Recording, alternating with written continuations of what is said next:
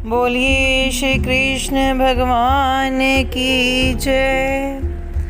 भक्तजनों, आज मैं आपके समक्ष ज्येष्ठ शुक्ल पक्ष की एकादशी व्रत कथा प्रस्तुत करने जा रही हूँ, जिसे निर्जला एकादशी व्रत के नाम से भी जाना जाता है।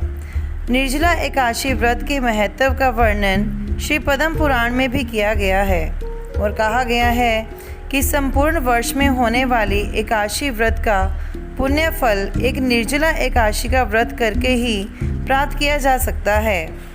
भक्तजनों, इस वर्ष यह निर्जला एकादशी का व्रत 10 जून 2022 को दिन शुक्रवार को किया जाना है जी। निर्जला एकादशी व्रत कथा इस प्रकार है। एक बार हस्तिनापुर में महाराज युधिष्ठिर जी ने श्री कृष्ण भगवान जी से पूछा, जनार्दन, ज्येष्ठ मास के शुक्ल पक्ष में जो एकादशी पड़ती हो, कृपया उसका वर्णन कीजिए।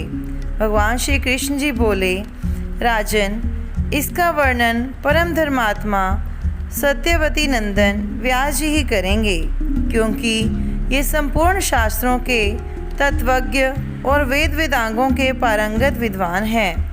तब वेद व्यास जी कहने लगे कि दोनों ही पक्षों की एकादशियों के दिन भोजन ना करें।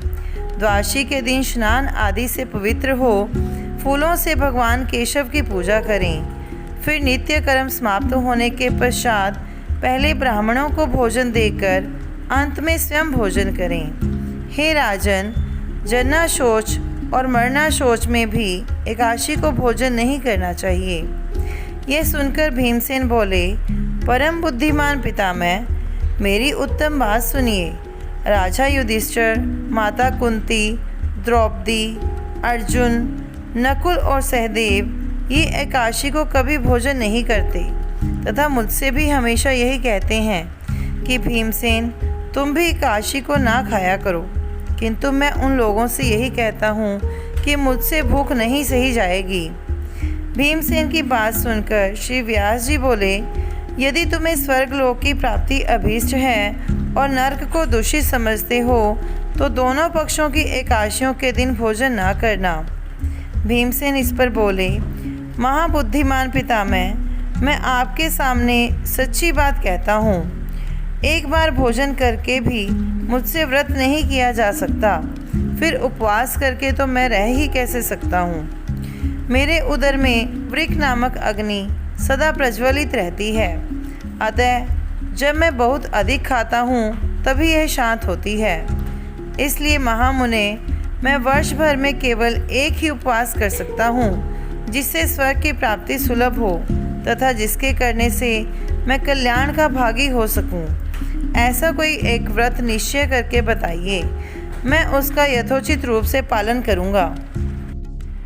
तब व्यास जी ने कहा, भीम, ज्येष्ठ मास में सूर्य वृष राशि पर हो या मिथुन राशि पर शुक्ल पक्ष में जो एकादशी हो, उसका यत्नपूर्वक निर्जल व्रत करो।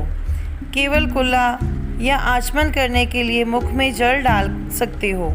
उसको छोड़कर किसी प्रकार का जल विद्वान पुरुष मुख में न डालें, अन्यथा व्रत भंग हो जाता है। एकादशी को सूर्योदय से लेकर दूसरे दिन के सूर्योदय तक मनुष्य जल का त्याग करे तो यह व्रत पूर्ण होता है। तदंतर द्वादशी को प्रभात काल में स्नान करके ब्राह्मणों को विधि पूर्वक जल और सुवर्ण का दान करें। इस प्रकार सब कार्य पूरा करके जितेंद्रिय पुरुष ब्राह्मणों के साथ भोजन करें। वर्ष भर में जितनी एकादशियाँ होती हैं, उन सब का फल निर्जला एकादशी के सेवन से मनुष्य प्राप्त कर लेता है। इसमें तनिक भी संदेह नहीं है। शंख, चक्र और गदा धारण करने वाले भगवान केशव ने मुझसे कहा था कि यदि मानव सबको छोड़कर एकमात्र मेरी शरण में आ जाए और एकादशी को निराहार रहे तो वह सब पापों से छूट जाता है। एकादशी व्रत करने वाले पुरुष के पास विशाल काय, विकराल आकृति और काले रंग वाले दंड पाशधारी भयंकर यमदूत नहीं जाते। अंतकाल में पीताम्बरधारी सौम्य स्वभाव वाले, हाथ में सुदर्शन धारण करने वाले और मन के समान वेगशाली विष्णुदूत आखिर इस वैष्णव पुरुष को भगवान विष्णु के धाम में ले जाते हैं। अतः निर्जला एकादशी को पूर्ण यत्न करके उपवास और श्रीहरि का पूजन करो। स्त्री हो या पुरुष, यदि उसने मेरू पर्वत के बराबर भी महान पाप किया हो तो वह सब इस एकादशी व्रत के प्रभाव से भस्म हो जाता है। जो मनुष्य उस दिन जल के नियम का पालन करता है वह पुण्य का भागी होता है। उसे एक एक पहर में कोटि कोटि स्वर्ण मुद्रा दान करने का फल प्राप्त होता है। मनुष्य निर्जला एकादशी के दिन स्नान, दान, जप, होम आदि से जो कुछ भी करता है वह सब अक्षय होता है। यह भगवान श्री कृष्ण जी का कथन है। निर्जला एकादशी को विधि पूर्वक उत्तम रीति से उपवास करके मानव वैष्णव पद को प्राप्त कर लेता है। जो मनुष्य एकादशी के दिन अन्न खाता है वह पाप का भोजन करता है। इस लोक में वह चंडाल के समान है और मरने पर दुर्गति को प्राप्त होता है। जो ज्येष्ठ के शुक्ल पक्ष में एकादशी को उपवास करके दान करेंगे वे परम पद को प्राप्त होंगे।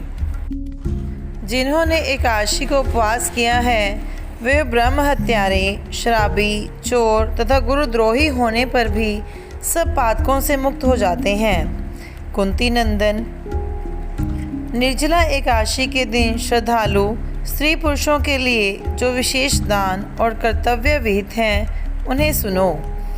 उस दिन जल में शयन करने वाले भगवान विष्णु का पूजन और जलमयी धेनु का दान करना चाहिए अथवा प्रत्यक्ष धेनु या घृतमयी धेनु का दान उचित है। पर्याप्त दक्षिणा और भांति भांति के मिष्ठानों द्वारा यत्नपूर्वक ब्राह्मणों को संतुष्ट करना चाहिए। ऐसा करने से ब्राह्मण अवश्य संतुष्ट होते हैं और उनके संतुष्ट होने पर श्रीहरि मोक्ष प्रदान करते हैं। जिन्होंने शम, दम और दान में प्रवृत्त हो श्री हरि जी की पूजा और रात्रि में जागरण करते हुए इस निर्जला एकादशी का व्रत किया है, उन्होंने अपने साथ ही बीती हुई 100 पीढ़ियों को और आने वाली 100 पीढ़ियों को भगवान वासुदेव के परम धाम में पहुंचा दिया है। निर्जला एकादशी के दिन अन्न, वस्त्र, गऊ, जल, शैया, सुंदर आसन, कमंडल तथा छाता दान करने चाहिए। जो श्रेष्ठ तथा सुपात्र ब्राह्मण को जूता दान करता है वह सोने के विमान पर बैठकर स्वर्गलोक में प्रतिष्ठित होता है। जो इस एकादशी की महिमा को भक्तिपूर्वक सुनता अथवा उसका वर्णन करता है वह स्वर्गलोक में जाता है। चतुर्दशी युक्त अमावस्या को सूर्य ग्रहण के समय श्राद्ध करके मनुष्य जिस फल को प्राप्त करता है वही फल इसके श्रवण से भी प्राप्त होता है। पहले दंत धावन करके यह नियम लेना चाहिए कि मैं भगवान केशव की प्रसन्नता के लिए एकादशी को निराहार रहकर आचमन के सिवा दूसरे जल का भी त्याग करूँगा। द्वादशी को देवेश्वर भगवान विष्णु जी का पूजन करना चाहिए। गंध, धूप, पुष्प और सुंदर वस्त्र से विधि पूर्वक पूजन करके जल के घड़े के दान का संकल्प करते हुए मंत्र उच्चारण करना चाहिए। संसार सागर से तारने वाले हे देव, इस जल के घड़े का दान करने से आप मुझे परम गति की प्राप्ति करवाइए। भीमसेन, ज्येष्ठ मास के शुक्ल पक्ष की जो शुभ एकादशी होती है उसका निर्जल व्रत करना चाहिए। उस दिन श्रेष्ठ ब्राह्मणों को शक्कर के साथ जल के घड़े दान करने चाहिए। ऐसा करने से मनुष्य भगवान विष्णु जी के समीप पहुंचकर आनंद का अनुभव करता है। तत्पश्चात द्वादशी को ब्राह्मण भोजन कराने के बाद स्वयं भोजन करें। जो इस प्रकार पूर्ण रूप से पाप नाशनी एकादशी का व्रत करता है वह सब पापों से मुक्त हो अनामय पद को प्राप्त करता है। यह सुनकर भीमसेन ने भी इस शुभ एकादशी का व्रत आरंभ कर दिया। तब से यह लोक में पांडव द्वादशी के नाम से विख्यात हुई। बोलिए श्री हरि विष्णु भगवान की जय।